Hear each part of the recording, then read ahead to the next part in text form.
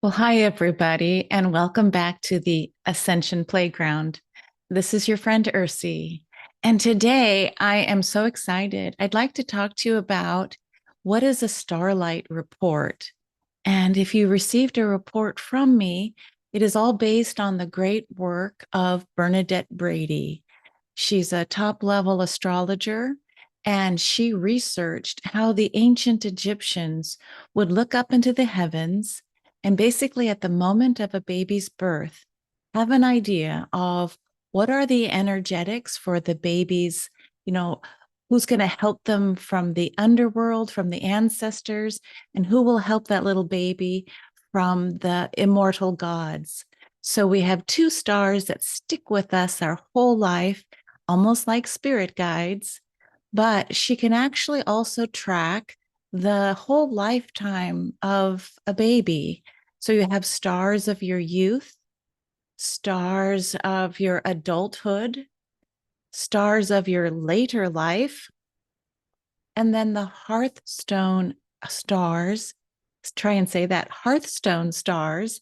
Those are the stars that you'll be remembered by. So, just a reminder this is not logical, this is not linear type of way of seeing ourselves. Instead, it's metaphoric, allegoric, and archetypal. There you go. So, I created this little bit of a magic mirror to help remind us that how we see ourselves, it's always in a state of evolution if you are on the journey towards self-awareness. So behind me, I wanted to find out from the moment of my birth. Now you need the date, you need the time of birth, and the location. So with all of those coordinates, the ancient Egyptians would basically have a freeze frame. They look up into the heavens using visual astrology and a term called parans. So they would see which of the stars and the planets were in paran to you for the moment of your birth. I don't want to get too erudite with what do those words mean. So I wanted to show you my particular Starlight Report and offer some guidance around how to read it. So if you received a report, let me see if I can make it easy for you to understand. It's basically going to look at the first two stars, and then I'll come back later and I'll talk to you a little bit about those other stars that show up in your report. Again, remember the youth, then your adult life, and then the later years, and then the hearthstone. So interesting, right? So it's looking at the whole potential lifetime of the baby from infancy until when we pass into the next realm. Okay, I'll be right back in a moment. Let me see if I can get my Starlight report up to share with you.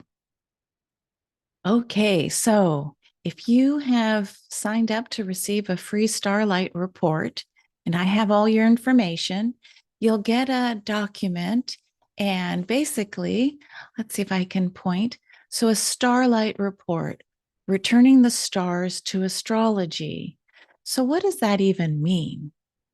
So it does at first give you the day that you were born. So, I was born on a Thursday. And I was born in Hawaii, and it shares what orbs and parans were used. So here's the story of the stars. Um, the magic of your horoscope basically carries with it a story.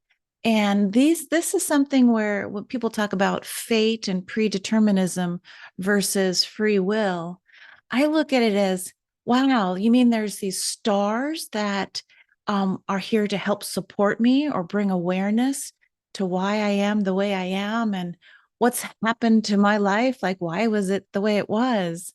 And so, if you're a seeker, a true seeker on the personal growth path, perhaps this information might enlighten you. That's the whole purpose of why I really enjoy sharing these reports when time allows. So, okay, so the Egyptians, yeah, go way back. And before the Egyptians, the Atlanteans, And of course, before that, Lemurians. But this idea that perhaps that cosmic moment of our birth activating some kind of an algorithm in the matrix, right? So the more we look at these metaphysical, divinatory systems of knowing oneself, let's see if this one has any resonance of truth. If it doesn't for you, not to worry. Pass and go to what feels right and what resonates within your heart. But for me, I'm looking for proof. And it's interesting when I share some of the stories of the stars that were part of my moment of birth. So let's see. Here's it goes long sometimes. So let's see. So the rising star for the moment of my birth, what was the star that was coming up from the underworld, coming up from my ancestors? Well, lucky me, it was the heart of the serpent. So in our current day of 2025, I don't know about you, but I received that type of imprinting that snakes are to be feared, like move away, even the ones that aren't venomous. But here I go having the beautiful star Alphard. It's a bright star in the dark part of our celestial heavens. It stands alone by itself. So part of that was, oh, okay. Sometimes I enjoy solitude. Other times I'm trying to fit into a group and, it's not a good fit. Either they realize it or I realize it. A lot of times they realize it, like, who is she? And so, Alphard, this heart of the serpent, if I've sent you a report and you also have this in your energy, just know that you're kind of to be here more like the one that can go to the darkest of places and shine your light. So, with every star, you have its brightest light and you also have its shadow. So, let's look a little deeper. The message for this star that was rising at the moment of my birth is, quote unquote, according to Bernadette Brady, to lead a life close to the edge. Great. That edge, walking that edge, and or to seek intense emotional encounters. Great. So, I was raised in a family of 7 children. There were a lot of intense emotional encounters, just 7 kids within 10 years.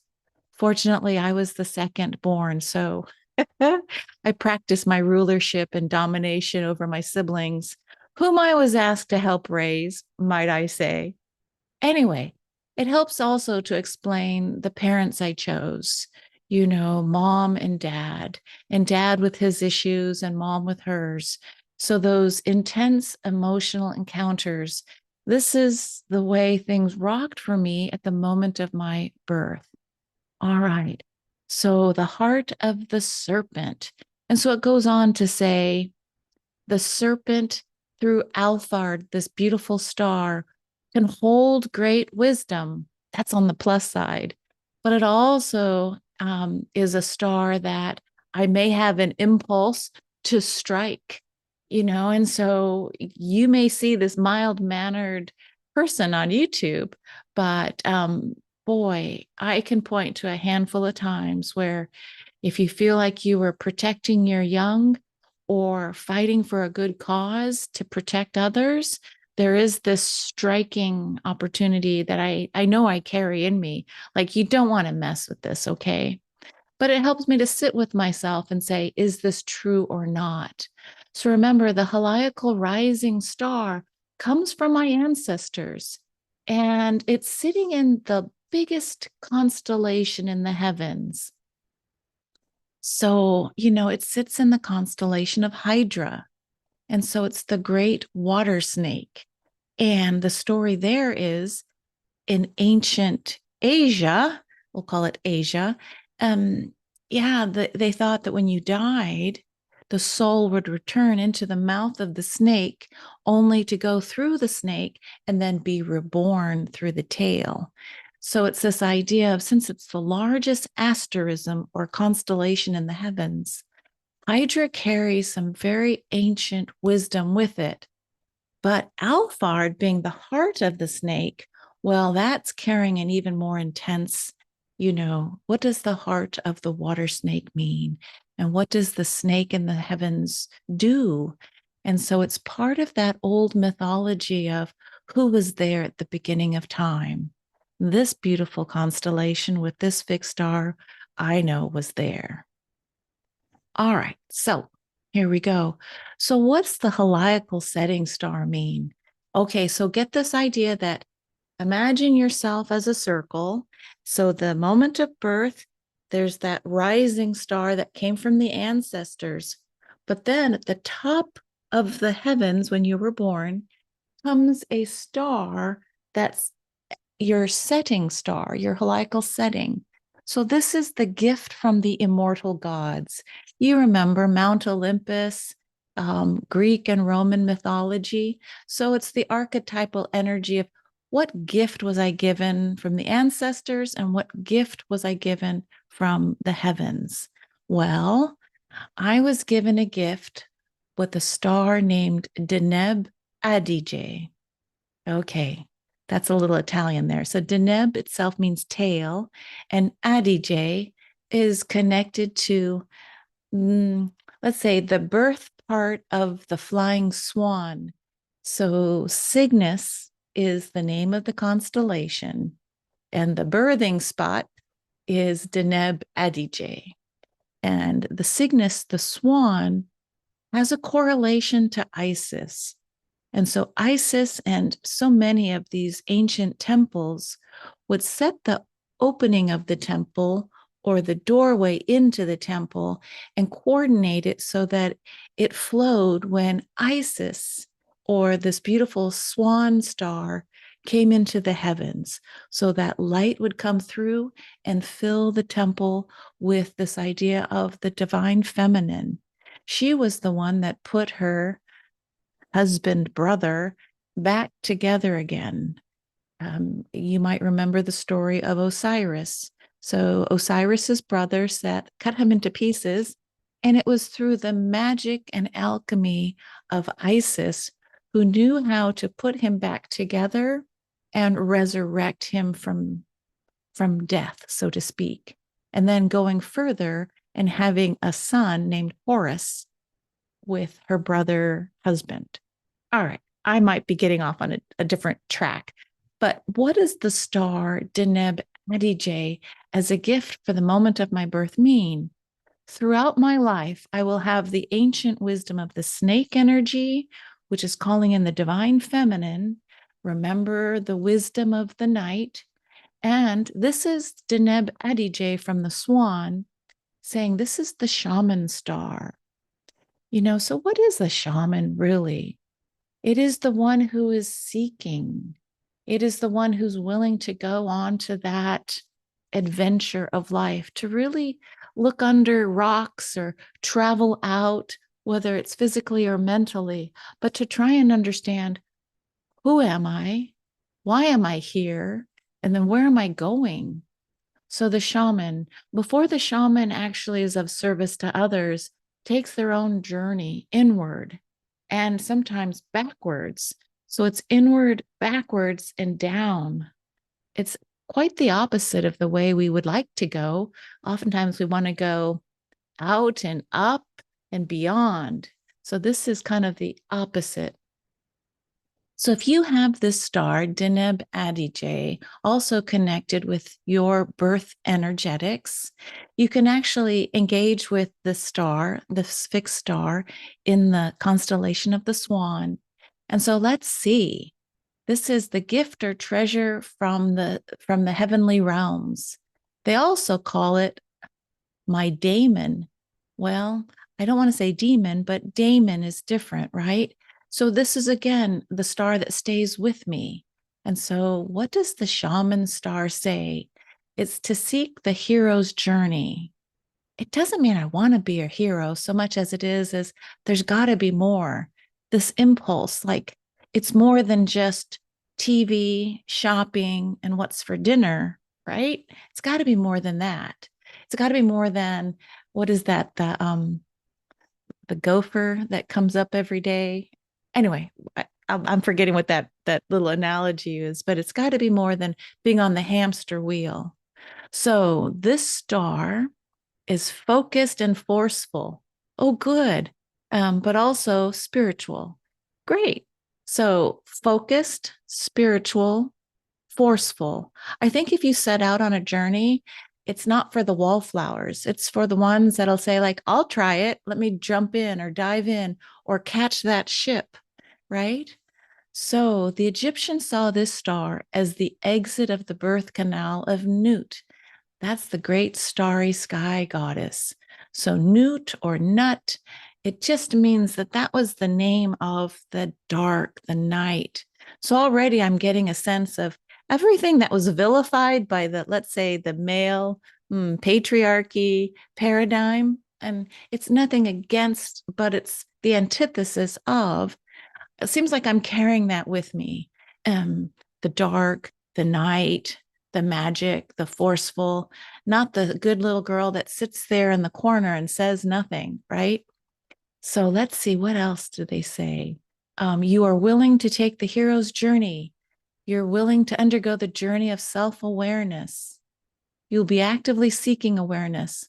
Oh, goody. Not in a gentle, mystical manner. So, not just me home with all my books, but rather in a practical, hands on way. Now, this last part really wakes me up and it helps me understand why I enjoy giving free Starlight reports. It's like if it worked for me, I'm wondering, will it work for you? And if it works for you, how is it working for you? And if it's all a bunch of nonsense, go ahead and set it aside. But for those who are like, it's a gift at the perfect time, I'm ready to receive, then awesome. So that's your heliacal rising and setting. Your stars are going to be different, but you hold it with this idea that they stay with you wherever you go.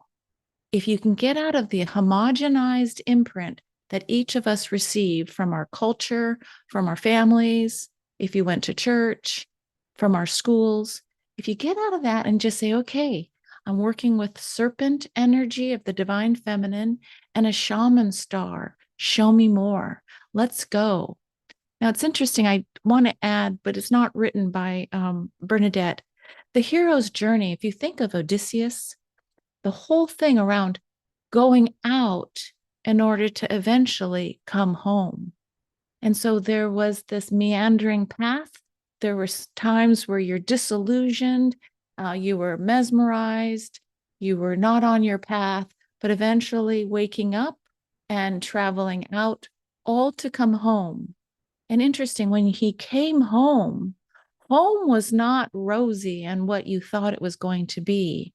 So if you have the shaman star, I think it's not only the hero's journey to go out, but also when you come home, perhaps coming home to yourself, what you find may not all be rainbows, bunnies, and, popsicles.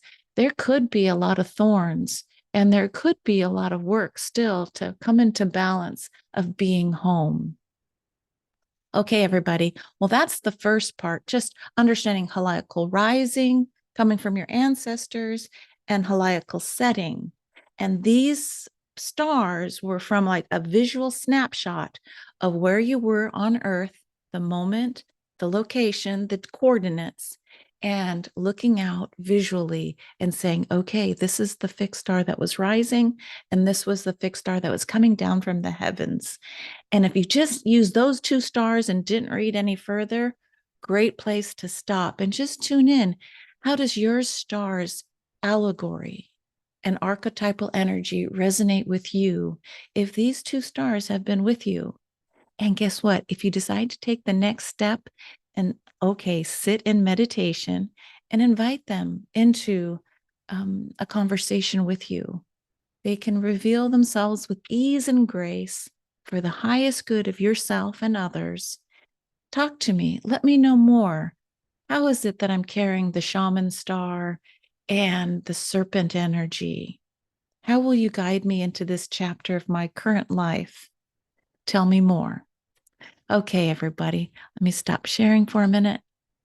Yeah, so it's all about cosmic portraiture, archetype. It it brings us back to the Egyptians, right? And we can go Jungian if you want. But for me today, just pause and say, in this new energetic of 2025, what feels right to you? And if you want to know yourself a little bit more, you know, call in your two stars, rising and setting, and see if they light up that portrait for you of who you might know yourself to be. Okay, see you next time on the Ascension Playground. Bye for now.